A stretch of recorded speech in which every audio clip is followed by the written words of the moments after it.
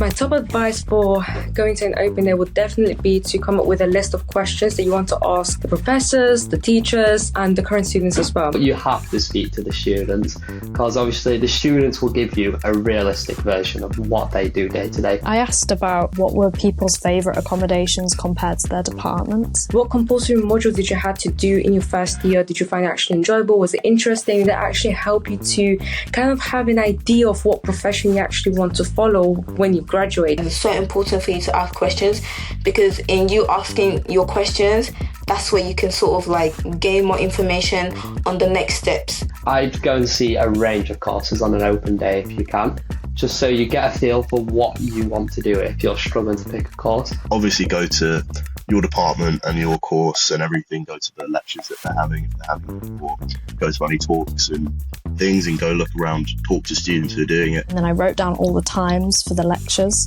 and then ordered them. So I knew, okay, music was in the morning, then I could have a break there, go for some lunch, and then maybe in the afternoon go to some film course or something to do with art. There are taster lectures, there are like little seminar things. Going to something from your course, just seeing who is there, seeing a lecturer, learning what it is you are going to be learning, that is really useful. That will give you the best chance to meet staff and lecturers that actually teach on that programme and like get a feel for what that specific course is like. And make sure you go around and view the accommodations. You can end up being there for quite a while. You're going around basically everything, looking at your accommodation, looking at lecture halls, being in model lectures, being in talks about your course, looking at the student union, because that's really useful. You want to have a good student union. Go to the library, see what facilities do they have on offer. Go to the students union, so what society do they have as well, so you know what your social life might look like when you end up going to that university. Go around town and stay there late if you can, because the later it gets, the more like real it gets.